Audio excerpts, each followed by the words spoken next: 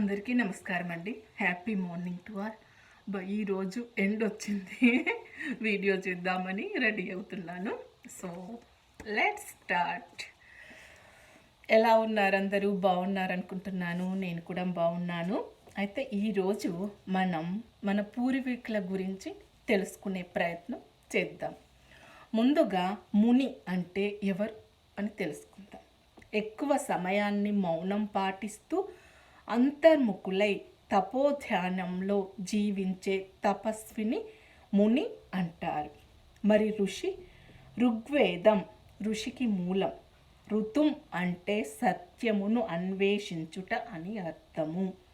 అంటే ఋషి సత్యాన్వేషి, నిరంతర జ్ఞాన పిపాసి. ఋషి కానివాడు కావ్యరచన చేయలేడు. జ్ఞానులు, తత్వవేత్తలు, సత్య పరిశోధకులు వీరు.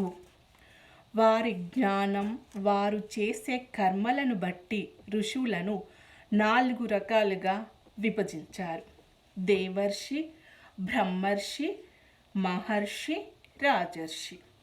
సో ముందుగా దేవర్షి. సృష్టికర్త సృష్టిని సృష్టించినాడు. సర్వాంతర్యామి, నిష్కలుడు, మానవుల పాపాలను క్షమించేవాడు, నిజమైన మార్గాన్ని చూపేవాడు. వివిధ మతాలు వారు నమ్మిన సిద్ధాంతాల ప్రకారం హిందువులు ఈశ్వరుడు ఆదిశక్తిగా, ముస్లింలు అల్లాహగా, క్రిస్టియన్స్ యెహోవాగా నమ్మి ఆరాధించి ఆత్మజ్ఞానాన్ని పొందుతున్నారు. ఏ మతం వారు అయినా నమ్మిన సిద్ధాంతం ఒక్కటే, అదే భగవంతుడు ఒక్కటే, అదే మానవత్వము.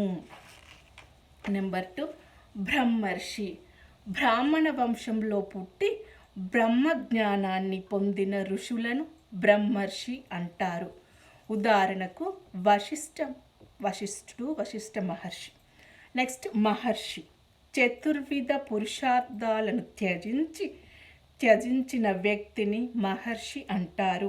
ప్రాచీన కాలంలో ప్రజలు వానప్రస్థం తర్వాత తమ పిల్లలకు బాధ్యతలను అప్పగించి సన్యాసం స్వీకరించేవారు. ఈ ఋషులలో గొప్పవారినే మహర్షి అని అంటారు. చివరిగా రాజర్షి. రాజవంశంలో పుట్టి తపోదీక్షతో ఉండే వారిని రాజర్షి అంటారు. ఉదాహరణకు విశ్వామిత్ర మహర్షి. సో ఇది అండి మన ముని, ఋషి, గురు పరంపర. వారి నుండి మనం ఏం నేర్చుకోవాలి, ఎందుకు నేర్చుకోవాలో నెక్స్ట్ వీడియో నుండి చూద్దాము. Thank you so much. మీ Manjula Tumma. Have a nice